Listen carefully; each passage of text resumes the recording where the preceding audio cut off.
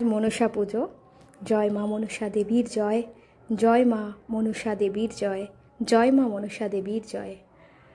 মনে আছে ছোট্টবেলায় আমরা মনসা মঙ্গল কাব্যগ্রন্থটি পড়েছিলাম, আর সেই মনসা মঙ্গল কাব্যের অন্যতম প্রধান চরিত্র ছিল চাঁদ সওদাগর। এটি বাংলা সাহিত্যের একটি জনপ্রিয় চরিত্র। চাঁদ সওদাগর ছিলেন একজন খুব ধনী এবং প্রভাবশালী বণিক, কিন্তু তিনি মা মনসা দেবীর পূজা করতে অস্বীকার করার কারণে নানান দুর্ভোগের শিকার হয়েছিলেন এবং তার সপ্তডিঙা মধুকর সপ্ততরী ডুবেও গেছিল, কারণ তিনি বাণিজ্য করতেন, ব্যবসা করতেন এবং সেই সপ্তডিঙা ডুবে যাওয়ার ফলে কিন্তু চাঁদ সওদাগর একেবারে সর্বহারা হয়ে গেছিলেন। কিন্তু উনি ছিলেন ভগবান শিবের ভক্ত, সেই কারণে উনি বলেছিলেন যে হাত দিয়ে আমি আমার ভগবান শিবকে পুজো করি, সেই হাত দিয়ে আমি অন্য কোনো দেবদেবীর পুজো করব না। কিন্তু চাঁদ সওদাগরের পুজো না পেলে মা মনসার পুজো মর্তে প্রচলিত হতো না।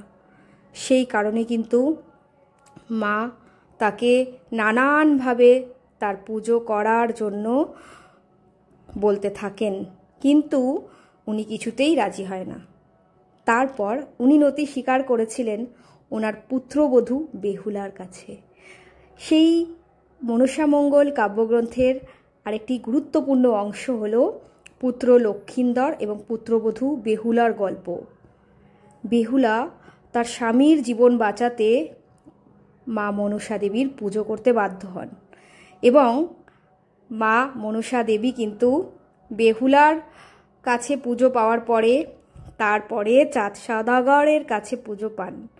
চাঁদ সওদাগরের কাছে পুজো পাওয়ার পরে মায়ের পুজো মর্তে শুরু হয় এবং বেহুলা তার স্বামীর জীবন ফিরিয়ে আনতে সক্ষম হয় মায়ের পুজো করার পর। এই কাহিনীর মধ্যে দিয়ে চাঁদ সওদাগরের যে ধর্মীয় ভক্তি, বাণিজ্যিক জীবনের উত্থান পতন এবং বেহুলা লক্ষিন্দরের প্রেম ও সংগ্রামের যে একটা চিত্র ফুটিয়ে তোলা হয়েছিল, তা কিন্তু আমাদের বাঙালির মনে একটা সুন্দর একটা বড় জায়গা করে রেখেছে।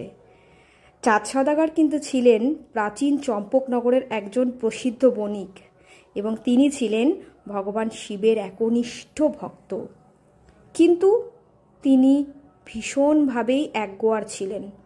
তিনি কিছুতেই মা মনসার পুজো করতে চাইছিলেন না। সেই কারণেই কিন্তু দেবীকে এত কিছু করতে হয়েছে নিজের যোগ্য সম্মানকে পাওয়ার জন্য।